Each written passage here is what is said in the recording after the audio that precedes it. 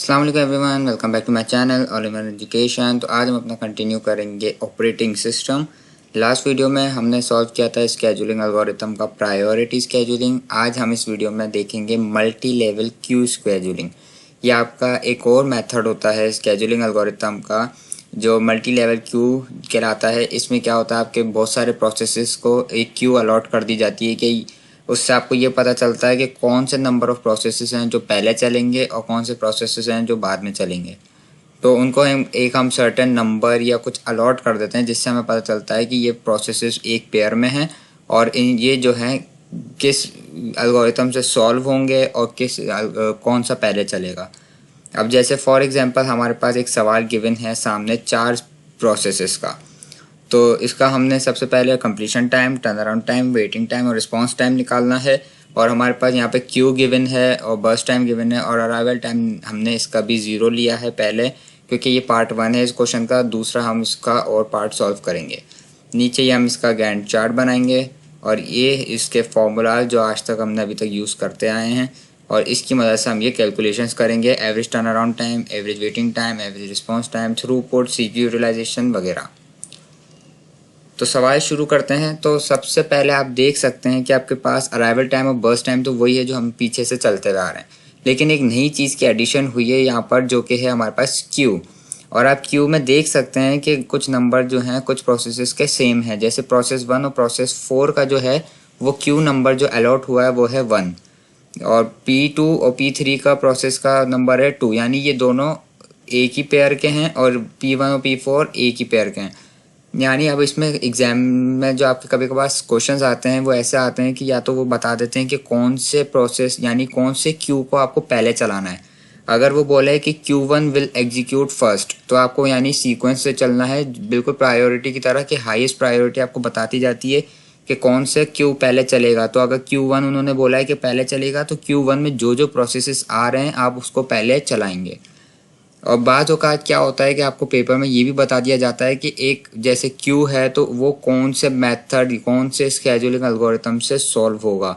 ज़्यादातर multi level में ये होता है कि मल्टी लेवल में आपके जो एग्जामिनर होता है जो आपके प्रोफेसर होते हैं वो ज़्यादातर ये सवाल मल्टी लेवल क्यू के अंदर जो है ना बहुत सारे एल्गोरिथम्स डाल देते हैं। जैसे कि Q1 को आपको सॉल्व करना है FCFS से, लेकिन Q2 को सॉल्व करना है आपको शॉर्टेज जॉब फर्स्ट से। तो इस तरह भी होता है, तो आपको ये बड़ा देख के करना होता है। और अगर आपको कोई भी मेंशन नहीं है तो आप इसको फर्स्ट कम फर्स्ट सर्व से कर सकते हैं, जो पहले आया हो आप उसको पहले चलाते हैं। लेकिन आपको अराइवल टाइम भी देखना पड़ेगा क्योंकि इसमें अराइवल टाइम सबका 0 है, तो जो हमारे पास प्रोसेस पहले आएगा हम उसको चला देंगे। तो इस सवाल को हम इस तरह कंसिडर करते हैं कि आपकी जो Q1 है हम इसको इस तरह सॉल्व करते हैं कि मैं यहाँ पर लिख देता हूँ ऊपर Q1 विल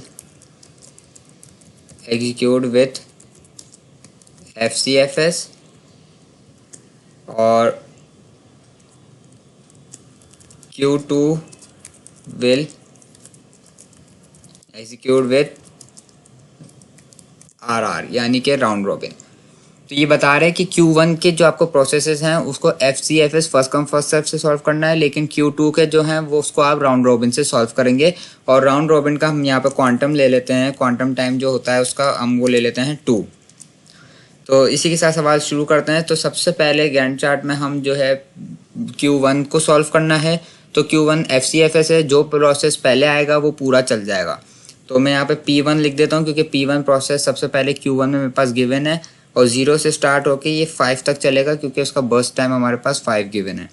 अब इसके बाद इसी क्यू का हम देखेंगे क्या कोई और ऐसा प्रोसेस है जिसको सेम नंबर अलॉट हुआ हो, तो वो हम देख सकते हैं P4 को हुआ है। तो इसके बाद नंबर आएगा P4 का जो कि 5 से चलना स्टार्ट होगा और उसका बर्स्ट टाइम 6 है। तो 5 में हम 6 ऐड करेंगे तो वो हमारा चलेगा 11 तक। तो ये 11 को जाके P4 कंप्लीट हो जाएगा। अब इसके बाद हमारा Q1 जो है पूरा एग्जीक्यूट हो गया है FCFS के थ्रू। अब इसी गैंट चार्ट पे आगे हम कंटिन्यू करेंगे Q नंबर 2 को, लेकिन अब उसको हमें FCFS से सॉल्व नहीं करना है, उसको हमें सॉल्व करना है राउंड रॉबिन के थ्रू। तो राउंड रॉबिन का क्वांटम टाइम है 2। तो सबसे पहले हम देखेंगे प्रोसेस 2 को क्योंकि वो सबसे पहले हमारे पास लिखा हुआ है, क्योंकि अराइवल तो दोनों का 0 है। तो हम सबसे पहले P2 को चला लेंगे और P2 को जब हम 11 से चलाएंगे तो वो चलेगा 13 तक, क्योंकि उसका क्वांटम टाइम 2 है। और जब भी मैंने आपको बोला था राउंड रॉबिन आप सॉल्व करें तो आप ऊपर इस तरह लग करके लिख दीजिएगा +2, ताकि आपको पता चले कि आपने इसके कितने टाइम चला लिया है। और अब इसका जो रिमेनिंग बर्स्ट टाइम है वो +1 अभी बचा है। इसके बाद आपके पास ऑब्वियसली P3 बचा है तो P3 ही चलेगा, और वो 13 से जब चलेगा 2 टाइम्स तो वो बन जाएगा 15। तो इसका भी मैं यहाँ पे +2 लिख देता हूँ। और इसी के साथ अब मेरे पास प्रोसेस 2 का एक बर्स्ट टाइम रिमेनिंग था, तो मैं प्रोसेस 2 चलाऊँगा। और हालांकि अब आप देख सकते हैं कि यहाँ पर मेरे पास जो है उसका बर्स्ट टाइम 1 रिमेनिंग है, लेकिन जो मेरा क्वांटम टाइम था वो 2 गिवन था, यानी हर प्रोसेस को 2 टाइम्स चलाना था। लेकिन अगर कोई ऐसा प्रोसेस आ जाता है आपके पास कि जिसका बर्स्ट टाइम रिमेनिंग ही 1 हो, यानी ऑड नंबर में हो, तो अब आप उसको चलाते ही उतना है जितना अवेलेबल होता है। जैसे इसमें एक ही था तो मैंने 15 से 16 तक ही चलाया उसको, और वो हमारा प्रोसेस कंप्लीट हो गया है। तो अब ये हो जाएगा मेरा +3। पहले 2 थे और अब एक दफ़ा चला तो +3 हो गया। इसके बाद प्रोसेस हमारे पास वापस 3 चलेगा, और अब ये जो है रिमेनिंग 6 चल जाएगा, क्योंकि उसका बर्स्ट टाइम 8 है। तो मैं उसको रिमेनिंग 6 चला दूंगा तो ये हो जाएगा हमारे पास 22। ठीक है, और ये हो जाएगा हमारे पास +8। सारे हमने इसको बर्स्ट टाइम चला दिया। तो इसी के साथ हमारा एक गैंट चार्ट कंप्लीट होता है। अब इसी को देखते हुए हम इसका बनाएंगे कंप्लीशन टाइम, निकालेंगे, टेबल फिल करेंगे। तो P1 का हम कंप्लीशन टाइम देख सकते हैं, पहले पे ही वो कंप्लीट हो गया था 5 पे, और P2 का कंप्लीशन टाइम वो ये रहा 16 पे ये कंप्लीट हुआ है। प्रोसेस 3 हमारे पास सबसे एंड में 22 पे कंप्लीट हुआ है, और प्रोसेस 4 हमारा 11 पे कंप्लीट हुआ था। और इसी के साथ अब आपको निकालना है इसका turn around time. Turn around time का मैं आपको नीचे फॉर्मूला दिखा देता हूँ, जिसका फॉर्मूला होता है कंप्लीशन टाइम में से अराइवल टाइम को सब्ट्रैक्ट कर देना है।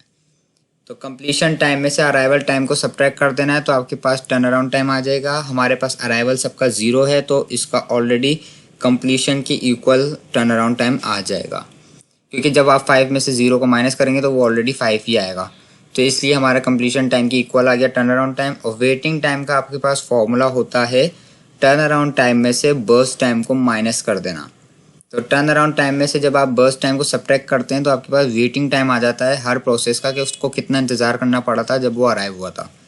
तो सिंपल मैं टर्न अराउंड में से माइनस कर दूंगा हमारे बर्स्ट टाइम को, तो ये हमारे पास आ गया 0, क्योंकि 5 में से 5 गया तो 0 आ गया।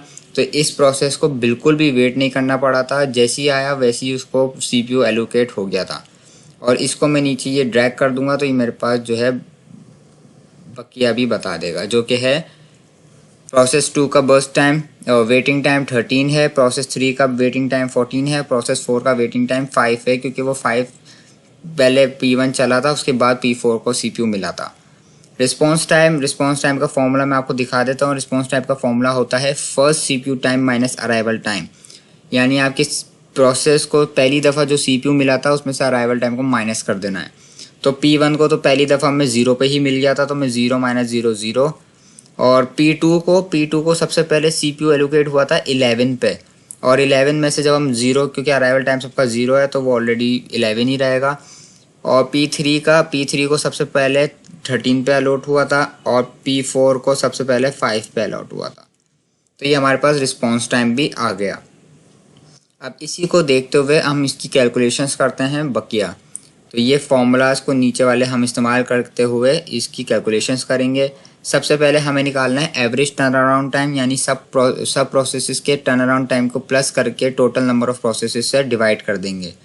तो सबसे पहले मैं इनके टर्न अराउंड टाइम देख लेता हूँ कितने थे। 5, 16, 22, 11। 5, 16, 22, 11 divided by number of processes जो कि 4 थे, तो ये आपके पास 13.5 एवरेज टर्न अराउंड टाइम आ गया। अब इसी के साथ वेटिंग टाइम भी इसी तरह निकलेगा। सारे प्रोसेसेस के वेटिंग टाइम को प्लस करके उसको डिवाइड कर देना टोटल नंबर ऑफ प्रोसेसेस से। 0, 13, 14, 55, 13, 14, 5 और 0 लिखने की ज़रूरत नहीं है, तो मैं इसको क्लोज कर देता हूँ, डिवाइडेड बाय 4 कर देता हूँ। तो ये हमारे पास 8 आ गया वेटिंग टाइम। उसके बाद एवरेज रिस्पॉन्स टाइम। अब आप देख सकते हैं कि हमारा जो वेटिंग टाइम और रिस्पॉन्स टाइम का कॉलम बल्कि अलग है, तो इसका हमारे पास रिस्पॉन्स टाइम एवरेज अलग आएगा। 11, 13, 5।